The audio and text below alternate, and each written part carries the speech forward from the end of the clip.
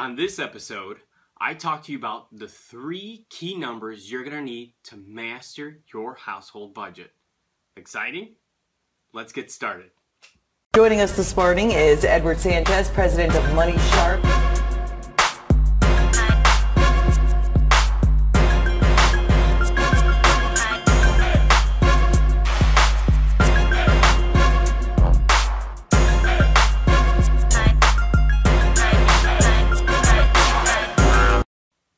Hey everyone, this is Edward Sanchez, your registered financial consultant. Welcome back to the Money Sharp Show. This is episode 2, and I'm very excited about those of you that are coming to us from our website at moneysharp.org, and those of you that are coming to us just from the YouTube channel or our Facebook feed, our Instagram and Twitter account, wherever you're coming from, thank you.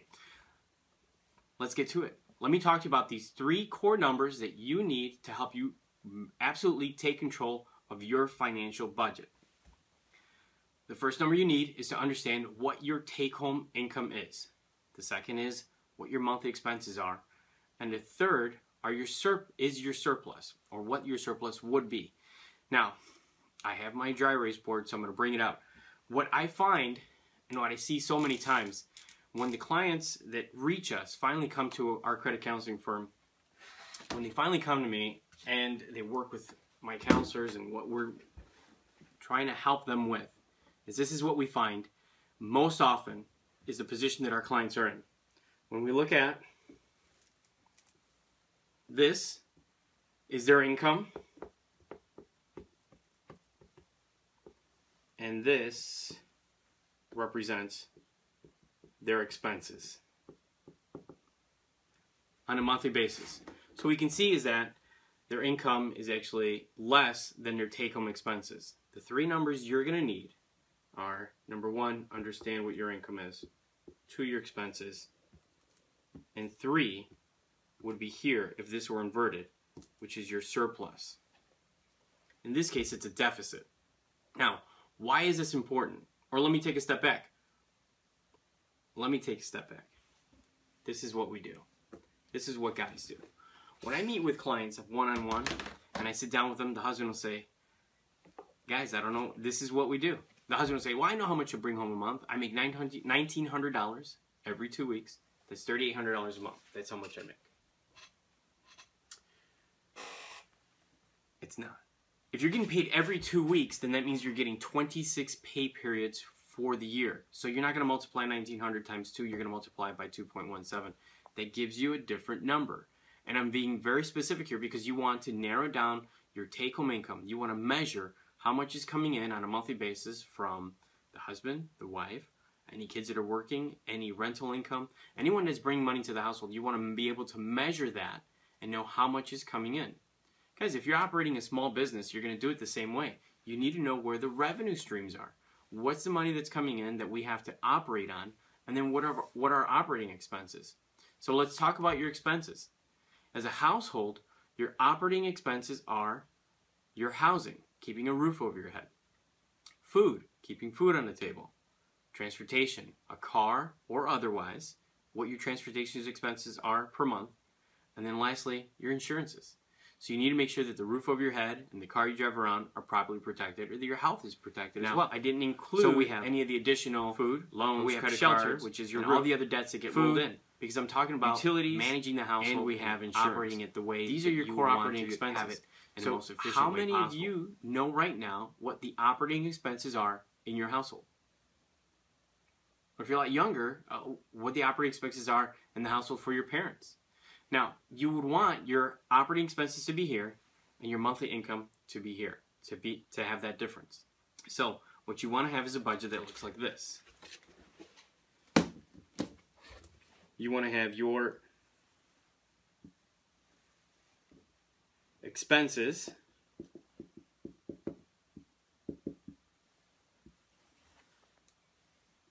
to be less than your income. And then the difference here is your surplus. As a small business or a household, when you understand what your surplus is when you can make plans for discretionary things. If you're a small business, you can acquire competitors, or you can market, or you can do different things to grow your business. if you're a small household, if you're a regular household, you need to know if you have a surplus so you have discretionary income for parties, vacations, or all of the above. So often, I find that our clients make arbitrary decisions as to whether or not they should spend money, go out to dinner, or buy a certain big ticket item at a big box store. Should we buy the $500 TV? Should we go on this vacation? Should we go on this trip? If they look at their account and they see that they have $2,100 left in the account, just by pulling up your phone, checking your balance, we have $2,100 in the account, we can make this expense. But there's still 11 days left in a month. How many more checks, how many more payments are going to come out of the account before the end of the month? So you want to be aware. When you know what your operating expenses are, it doesn't matter what the daily balance is when you check your balance on the phone. You know what you're operating with. You know what your surplus is. Okay? So if your operating expenses are $3,800 for the month and your take-home income is $4,500 for the month, then you know that your buffer, your surplus, is $700, and that's what you have to work with. So it doesn't matter if it's the 3rd day of the month or if it's the 29th day of the month. You had $700 to work with outside of your operating expenses. And that $700 could go towards your leisure, or it could go towards building a savings, paying for retirement, building a savings for your college education. Now, I covered the operating expenses.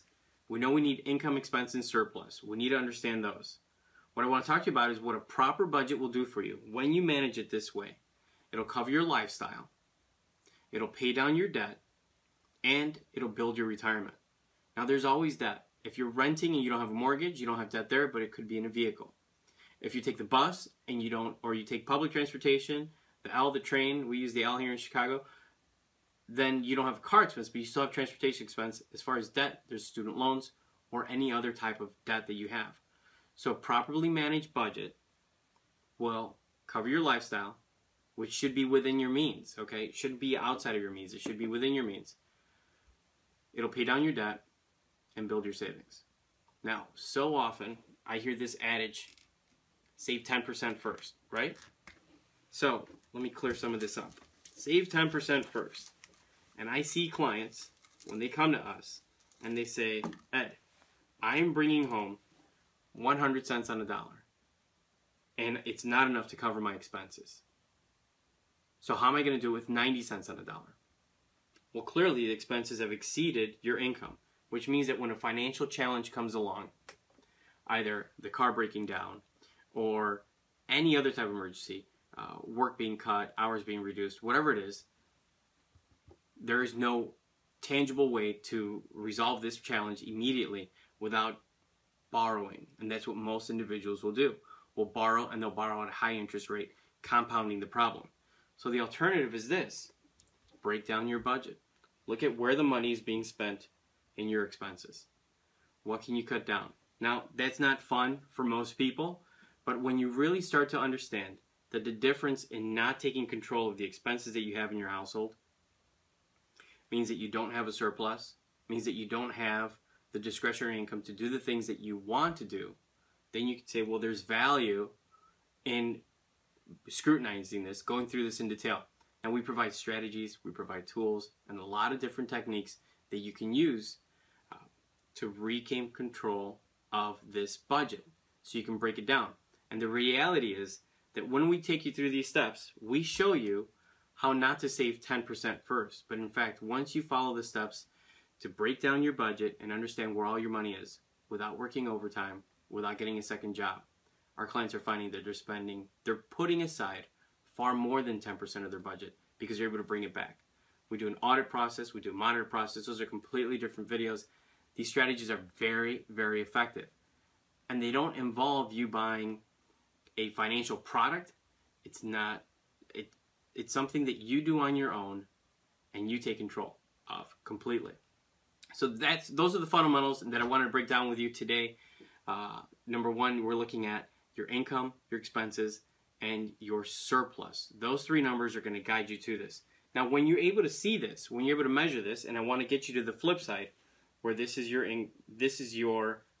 expenses, and this is your income, once you're measuring this, if this number is not big enough for you, but the simple fact that you're measuring it, you'll be able to come back 6 months from now, you'll be able to come back a year later, measure it again, and just by measuring, guys, you're going to see that you're actually moving in the right direction.